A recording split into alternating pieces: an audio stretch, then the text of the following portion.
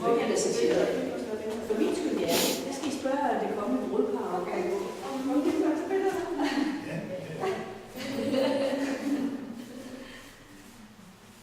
Vil I bare tage billeder af jer? Det er svært, det er det svært. Men vi kan ret gå deroppe af, så kan vi hurtigt høre det, så vi går op også. Det er jo blevet lavet lidt om, dengang de små kommuner kom ind under Svendborg, så det blev jo lidt lysere, og der kom nye møbler og Mads Hansen. Rigtig fine billeder her, de er kommet med til sig. Det er ren nostalgi meget af det der. Der er ikke så meget tilbage på det værft mere. Nej, det er der godt nok. Nej. Fik du spise din og man kan sige, at det der, det ligner jo sig selv kort set fra den der skorsten. Altså, hvis I ikke venter flere, så ved jeg ikke, om vi skal starte lige så stille. Altså, i det eneste bryllup i dag, for nogle gange er der jo en hel masse, så vi skal skynde os lidt for at komme videre. Ja, det behøver vi ikke i dag. Så Sabine, også bare rejse dig til billeder, ikke også? Jeg kan få det på mig på siden. Ja, så starter vi. Så må vi se, om Frej han kan holde munden imens. Kan vi sagtens. Jeg skal gøre det ikke så meget.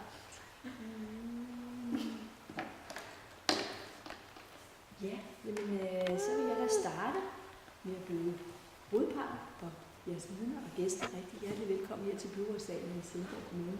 Jeg hedder som sagt Ulla Lønholdt, og jeg er her som repræsentant for byrådet. Det er min opgave at bekræfte lovligheden af den beslutning, de to har taget, nemlig at indgå ægteskab med hinanden. De fornødne papirer og formaliteter, det ligger her, og der er i orden. Men inden vi går over til den bryllupssalg, så kunne jeg da godt tænke mig at sige et par ord til jer. At indgå ægteskab, det er nemlig en vigtig beslutning. Man kan ikke sammenligne et ægteskab med et almindeligt skab, der skal åbnes, ryddes op i, støves af, poleres, lukkes med blidhed og kan måske også i perioder blive smeltet lidt hårdt i. Men når man vælger at leve sammen, så vælger man også at være hinandens partner i livets gode og svære stunder. Et partnerskab, hvor man støtter hinanden og giver hinanden opbakning til at klare det, hver især kan komme ud for. Heri ligger kammeratskabet, troskabet, venskabet. Det er væsentlige elementer i et ægteskab. Kæresteskabet, det er det skab, der i dagligdagen skal bære ægteskabet og det følelsesmæssige fællesskab. Hvis hverdagens små uenigheder skulle dukke op, så er det her, man åbner kæresteskabet, og med kærlighed, forståelse og støtte møder hinanden. Her skal skabets døre være vidt åbne og være den favn, hvor det hentes kærlighed. Når man gifter sig, så gifter man sig ikke kun med hinanden, for familierne på begge sider, de har også stor betydning. I familieskabet ligger, at man stifter familier for en af de to familier, samt i jeres tilfælde har fået børn, og en til på vej, kan jeg se. Så for jer to, der vil jeg ønske, at I vil værne om hinanden og jeres fællesskabe, således at jeres ægteskab vil have mange skabe, der samles i et, nemlig ægteskabet. Men lige om lidt, så spørger jeg jer, om I vil tage hinanden til ægtefælle. Og det løfte, som I giver hinanden, det indeholder derfor et tilsagn om kærlighed, om troskab og om gensidig hjælp og bistand i alle forhold og under alle forandringer. I det håb, I begge har overvejet dette og vil holde det løfte, som I aflægger, og leve med hinanden som ægtefolk, så tilsiges I også alle de rettigheder, der følger med et lovligt ægteskab. Nu vil jeg gå over til det egentlige bryllupssalg. Og med disse ord spørger jeg nu dig, Gorm Mortensen, om du vil have Katrine Rosengren Stokmark til ægtefælle. Ja. Og ligeledes spørger jeg dig, Katrine Rosengren Stokmark, om du vil have Gorm Mortensen til ægtefælle. Jamen, jeg har nu fået jeres bekræftelse på, at I ønsker at indgå ægteskab med hinanden, og derfor erklærer jeg jeres ægteskab som lovformelig indgået med fuld borgerlig gyldighed. Har I nogle ringe, I ønsker at udveksle, så må I gerne gøre det.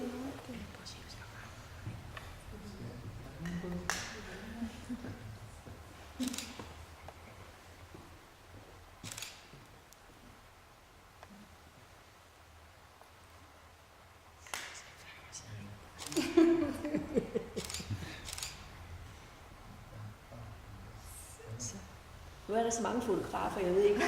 Kan vi bede om et bryllupskys også?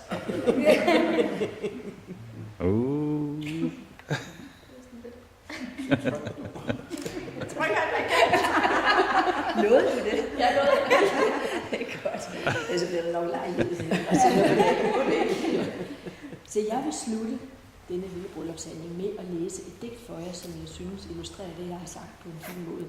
Og det lyder sådan her. Frihed uden sammenhold gør din verden hård og kold. Har du ansvar for andre, bliver vejen til at vandre. Kærlighed, som du er bundet i, holder fast, men gør dig også fri. Og med disse ord vil jeg ønske jer rigtig hjerteligt tillykke. Men vi skal jo lige have skrevet under på nogle papirer her, for at det er helt lovligt. Og vi skal lige se. Vi beholder jeres navne, så der er ikke noget som navneændring.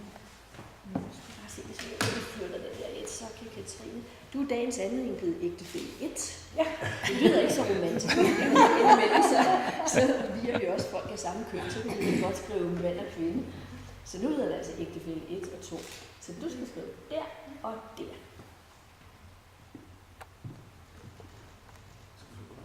Kan den skrive? Ja. Ved du hvad? Du skal bare sige, at det her er bedre. Vi prøver lige. Ja, det var ellers en af kommunens muligheder. Nej, den er ikke meget værd.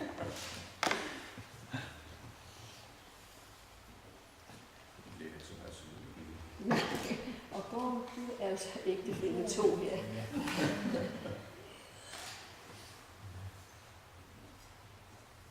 Ja, og så har vi 2 vidner. Og det er Tommy. Det er mig. Det er dig, jeg kommer lige over til dig. Og du skal jo så med din underskrift bekræfte, at det er gået rigtigt til, og det er også de rigtige, der har videt. Og der står ikke noget på bagsiden. Er det de rigtige? Ja, det tror jeg. Der, og der skal du. Ja, og der. Nemlig. Ja.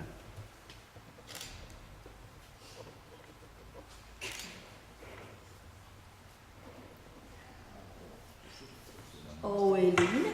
Ja. Og jeg lige over til dig. Se det. Du tør skrive under. Ja.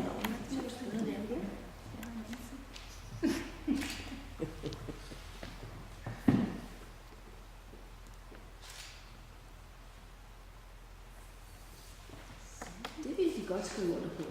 Det vil vi godt, ja. Så dem beholder jeg, men så har jeg jo noget til jer. Nu skal jeg lige se, der er en vielsesattest her. Og Gorm, det vil jeg give til dig. Rigtig hjertelig tillykke. Tak skal du have. Du får den der, og der er faktisk også lidt godnatlæsning her om de fine malerier af Niels Hansen. Den får du også med. Ja. Til jer begge 2. Og Katrine, rigtig hjertelig tillykke. Nu får du gaven. Og det er nede fra Jastblæser, der hedder det, nede i Brogade, inde i Sælge Simonsgård. Oppe i trappen der er sådan en fin glasblusdag. Men I må gerne gå ind og få en dato, det koster noget. Og nu pakker den op og siger, ej, den er lyserød, det vil slet ikke bruge, vi vil hellere have en grøn, så kan I garanteret bytte den til en anden farve. Ja. Men rigtig hjerteligt tillykke. Og hvis I har lyst, og jeres gæster, så vil det godt lige være værd et lille glas, så I kan skåle med hinanden. Ja, tak.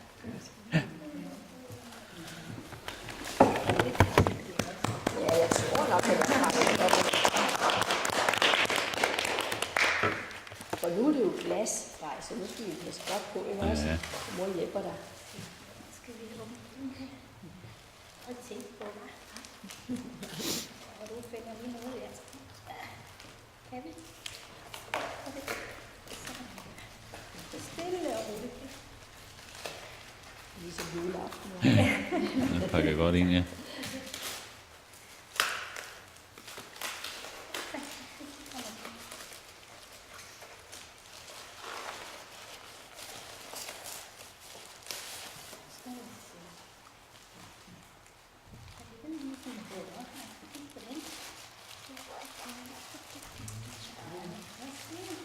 Hold da. Ja. Det kan jo altså så byttes til en anden farve, hvis I vil have det.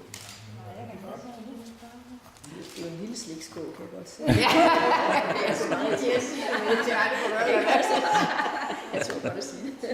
Torsdag er lørdagsdag. Ja, onsdag. Det er fint.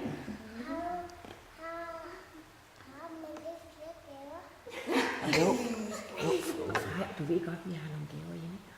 Det er det hemmeligt, du fortalte om, ikke? Nu vil du det? Nu kan I lige gå over skålen, så får I lige...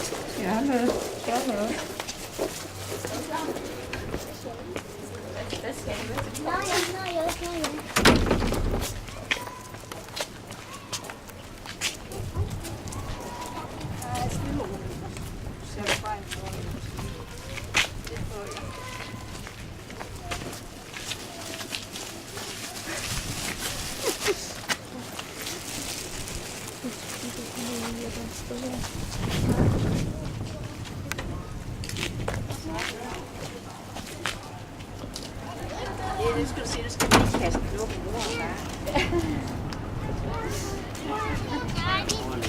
Nej, det er kun for sjov og ballade. Skal du se her? Så kaster vi det bare op i luften til kuglen. Det vil du have noget at kaste med? Så har du det godt lige sådan med hånden. Nu kigger jeg lige for. Det var ærgerligt.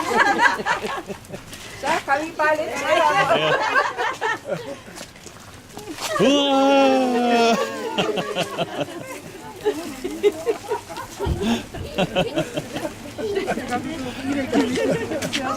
Se, Frej, vil du også? Den går ind og beskytter sin mor. Ja, så skal I da være. Jeg kunne gerne kaste det på bordet, så får kuglen det. Sådan jo. Skal du prøve igen?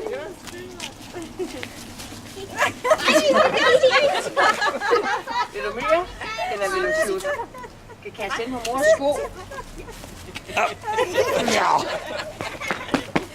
Det lykkes os alle sammen. Sådan, ja. Så er det sidste. Tak, Frø, og det er solsikkefrø, og det er da ganske fint.